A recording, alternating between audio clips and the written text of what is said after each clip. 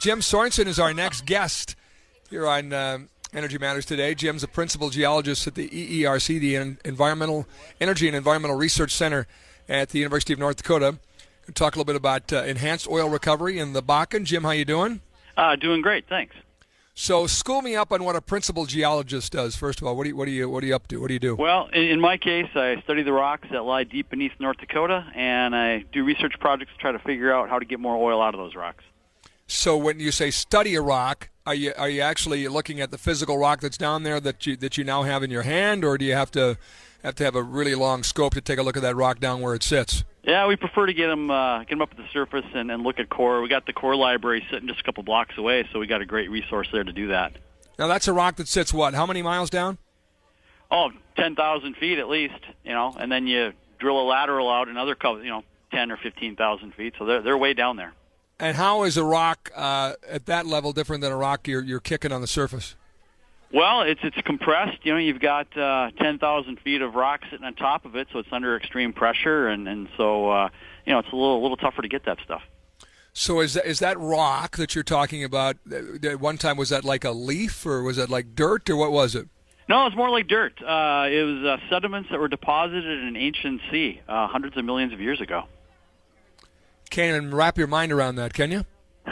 It's kind of tough. It's that's what makes us geologists a little bit crazy. We can think in those terms. Yeah, well, I love the miracle of the Bakken, and somebody I know well once said, "Well, miracles you shouldn't talk about oil as a miracle." And I said, "Well, what do you call getting oil out of rock? I don't know what to call that other than a miracle." What percentage of the oil do we get right now out of that rock? Well, right now in the Bakken, there's billions of barrels of oil in place, but right now the efficiency of that production is less than 10%. So we're leaving behind 90% if we keep using the current technology that we're using today, business as usual. Okay, so business as usual meaning hydraulic fracturing combined with horizontal drilling? Yeah. If that's all we do, if we don't do anything else to the well, we just drill that horizontal and do the hydraulic fracturing and start letting the oil flow, we're only gonna get 10% of what's in that rock. So how do we? What's new on the horizon? Where are we pushing the envelope a little bit from a technology standpoint to do it different? Well, we've done some research here to focus on what we call enhanced oil recovery, and the concept is that you can take CO2 from like a coal-fired power plant or an ethanol plant. You take that CO2, or you can also take the natural gas that we currently flare. And we've done some laboratory studies that show that injecting those gases into the Bakken rock can actually remove additional oil. And what we're showing is that we can improve the efficiency of that production by anywhere from 1 to 5%. And Scott, I know those 1 to 5%, you hear that and think that's not very much, but when you've got hundreds of billions of barrels of oil in place, our research suggests that you can get anywhere from 3 to 15 billion barrels of additional oil by using CO2 or the gas that's normally being flared.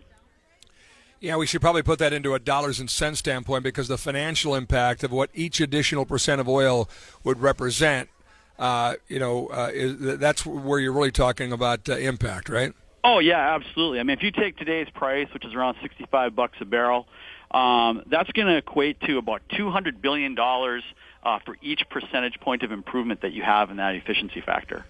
Yeah, just for each percentage. Man, that's unbelievable. Now, so currently with this hydraulic fracturing, we're going down there with the pressure of water and sand that puts the spikes basically through pressure to the rock, right? Right, that's right. Yep. And you're talking about doing that with gas. Does it go in the same holes? Is it just same process but using gas instead of water and sand? No, the great thing about it is you're using the wells that you've already drilled and hydraulically fractured, using the water and sand. You're using those same well bores. You've got your primary production done. Once you get that first 10% out, now you go back in there and you use those existing fractures and you inject either CO2 or that flared gas. And that then permeates the rock, and it actually causes the oil that's left behind. It changes its viscosity and it brings the pressure back up. And so that oil that would otherwise be left behind flows back into your existing wellbore. Man, that's exciting. I mean, when you think about that, what that represents. Now, is that something you've seen work on a small scale? We worked with XTO Energy to do a very small scale test in a Bakken well in Dunn County, and without getting into the technical details, we saw some really encouraging results from that. And we know that there's several operators here in the Williston Basin looking at doing that. And then there have been tests down in the Eagle Ford shale down in Texas using flare gas that have been very successful. So we feel confident that we can take that technology and apply it up here in North Dakota. So if your tests bear out that, hey, this works, what kind of time frame are you talking to scale up something like that, where you're using that in a fashion like you are now with hydraulic fracturing? Well, if we can use that gas from flaring, I think that's something that can happen, within the next, really the next couple of years. If we're talking about CO2, which we feel really good about CO2, we need to get the source online, so we need to capture CO2 from those coal-fired power plants. So that's going to be a little longer-term thing. But they're capturing CO2 from a coal-fired power plant up in Saskatchewan near Estevan, the Boundary Dam plant. They're doing that commercially right now. So, again, I feel confident that that's a technology that can be applied in North Dakota and not only lead to increased oil productive from that CO2, but also, enhance the lifetime and the lifespan of those coal-fired power plants. It essentially takes care of a problem in another part of the environmental global warming, ecosystem, doesn't it? Oh yeah, absolutely. You're capturing that CO2 from that coal-fired power plant, so you're turning that coal-fired power plant into a much really kind of a greener technology for energy production. We all know in North Dakota that coal is the most abundant and cheapest form of energy available to us.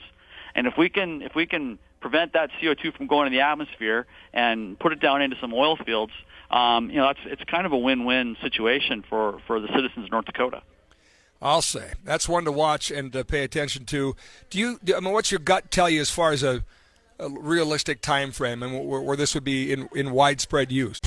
How long does it take to roll something like that out large scale? Well, again, with the flared gas, also sometimes called rich gas, that's here. That's readily available. Like I say, a lot of it's being flared right now. And so that's something that if we can figure out how to make it work in the reservoir, and I think some of our partners are getting real close to that, I think that's something that happens within the next couple of years. And you start seeing, commercial application of that within the next, 2 to 5 years.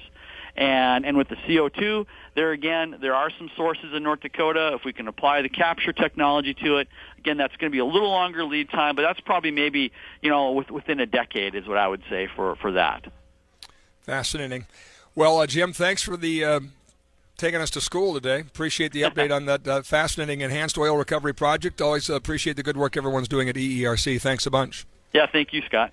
Energy and Environmental Research Center, EERC. Jim Sorensen, the principal geologist there, joining us on Energy Matters.